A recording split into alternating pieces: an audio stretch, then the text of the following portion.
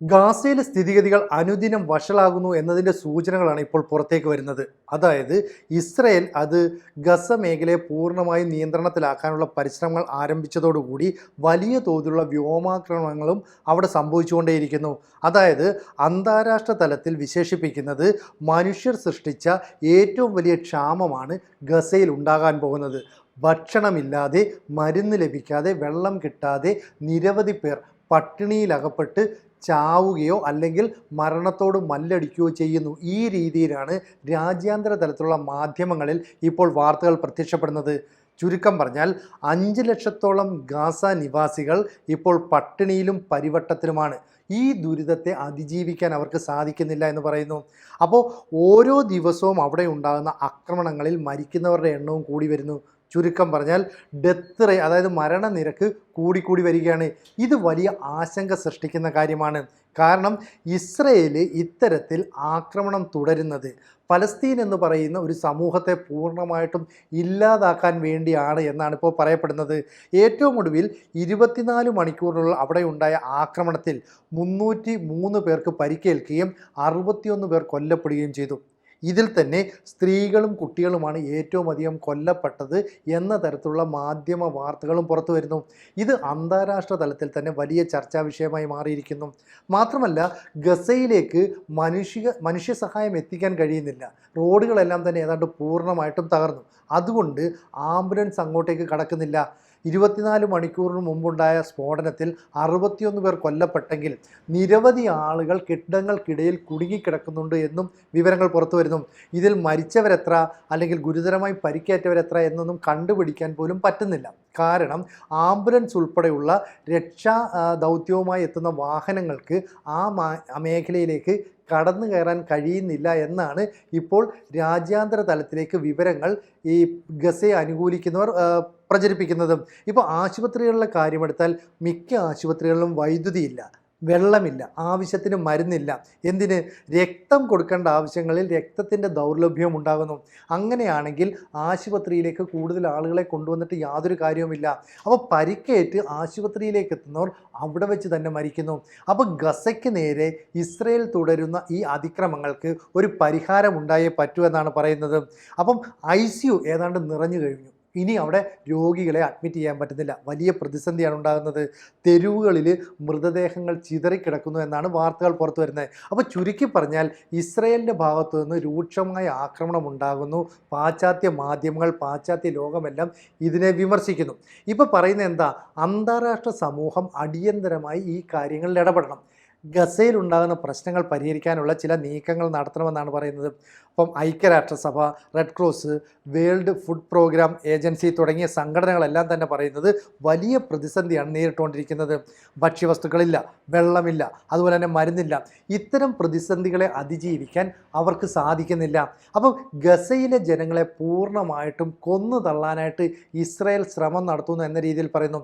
പക്ഷേ ഇസ്രായേൽ അവരുടെ നിലപാട് വ്യക്തമാക്കി. കാരണം ഹമാസ് എന്ന് പറയുന്ന ഭീകര സംഘടനയെ പൂർണ്ണമായിട്ടും തുടച്ചു നീക്കുന്നതിൻ്റെ ഭാഗമായിട്ട് ഞങ്ങൾ അവിടുത്തെ തുരങ്കങ്ങൾ ഉൾപ്പെടെ നശിപ്പിക്കും. ഞങ്ങളുടെ ഭാഗത്തുനിന്ന് പിടിച്ചുകൊണ്ടുപോയ 20ഓളം ബന്ദികൾ മാത്രമേ ജീവനോടെ ഉള്ളൂ. അവരെ ഞങ്ങൾക്ക് വിട്ടുതരണം. അങ്ങനെ വിട്ടുതന്നാൽ ഈ പ്രശ്നത്തിനൊരു പരിഹാരം കാണാം. പക്ഷേ ഹമാസ് ഇപ്പോഴും ഒരു ഹ്യൂമൻ ഷീൽഡായിട്ട് അവരെ വെച്ചുകൊണ്ട് വിലപേശുന്നു. ഏതെങ്കിലും തരത്തിൽ ഇസ്രായേൽ വ്യോമാക്രമണം നടത്തുമ്പോൾ ഈ ബന്ദികളെ മുന്നിൽ നിർത്തുന്നു. അല്ലെങ്കിൽ കരസേന ആക്രമണം നടത്തിയാൽ ഇവരെ മുമ്പിൽ നിർത്തിക്കൊണ്ട് പ്രത്യാക്രമണം നടത്താൻ ഹമാസ് തയ്യാറാകുന്നു. അങ്ങനെയാണെങ്കിൽ ഇസ്രായേലിൻ്റെ സൈന്യത്തിൻ്റെ ആക്രമണം കൊണ്ട് തന്നെ അവിടുത്തെ ജനങ്ങൾ കൊല്ലപ്പെടുന്നു. അതുകൊണ്ട് ഏതാണ്ട് 1 ലക്ഷത്തോളം ഇസ്രായേൽ സൈനികർ ഗസയെ വളയുന്ന രീതിയിലുള്ള പ്രവർത്തനങ്ങൾ ആരംഭിച്ചു കഴിഞ്ഞു. അപ്പോൾ അന്തിമ പോരാട്ടത്തിനാണ് ഹമാസ് തയ്യാറെടുക്കുന്നത്. പക്ഷേ ഇവിടെ അമേരിക്കയുടെയും യൂറോപ്യൻ യൂണിയൻ രാജ്യങ്ങളുടെയും ഒക്കെ ഇടപെടൽ വേണമെന്ന് മുറവിളി ഉയരുകയാണ്. ഇതിപ്പോൾ പറയുന്നത് അറബ് രാജ്യങ്ങൾ ഉൾപ്പെടെയാണ് എന്നാണ് വ്യാഖ്യാനിക്കപ്പെടുന്നത്. എന്തായാലും ഈ ഹമാസ് ഭീകർ അവിടെ നിന്ന് ഒഴിഞ്ഞു പോകാതെ അല്ലെങ്കിൽ അവരെ തുടച്ചു നീക്കാതെ തങ്ങൾ ഈ യുദ്ധം അവസാനിപ്പിക്കില്ല എന്ന് ബെഞ്ചമിൻ നെതന്യാഹു പ്രഖ്യാപിച്ചു കഴിഞ്ഞു. മാത്രമല്ല ഇസ്രായേൽ ക്യാറ്റ്സ് നേരത്തെ ഒരു പ്രഖ്യാപനം നടത്തിയിരുന്നു. തങ്ങൾക്ക് നേരെ ആരെങ്കിലും കൈ ഉയർത്താൻ ശ്രമിച്ചാൽ ആ കൈ ഞങ്ങൾ വെട്ടിമാറ്റുമെന്നും.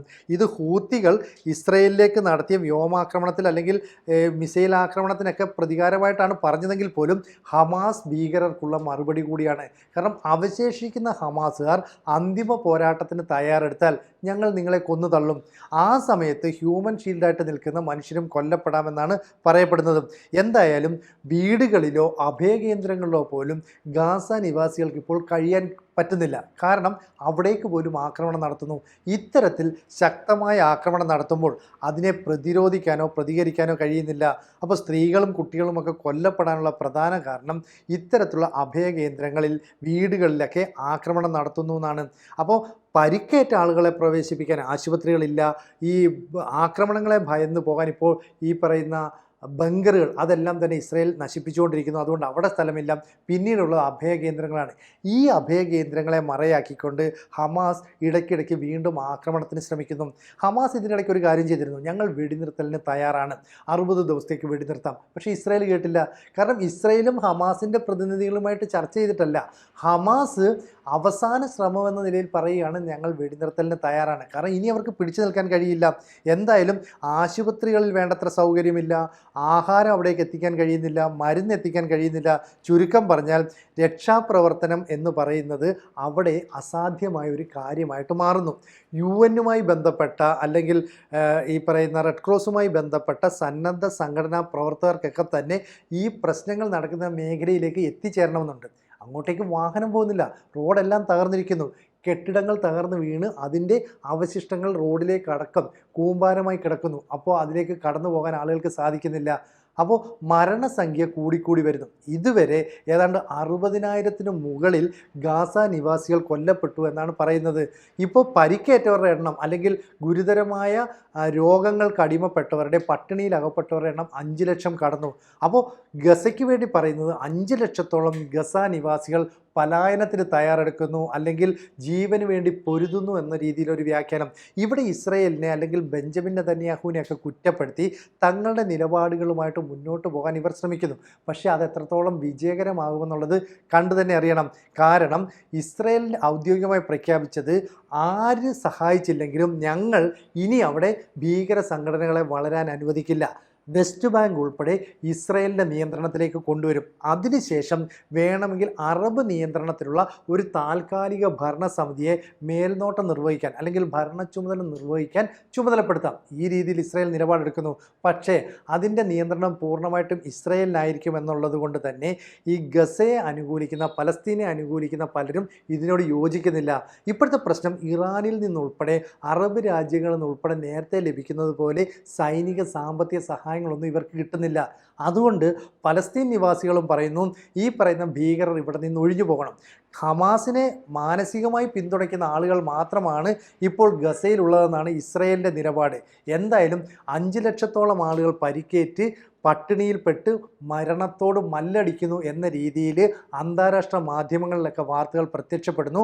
അമേരിക്കയും യൂറോപ്പിലെ മറ്റ് പ്രബല രാജ്യങ്ങളുമൊക്കെ ഈ വിഷയത്തിൽ ഇടപെടണം, ഇസ്രയേലിനെ നിയന്ത്രിക്കണമെന്നാണ് ആവശ്യമുയർന്നിരിക്കുന്നത്.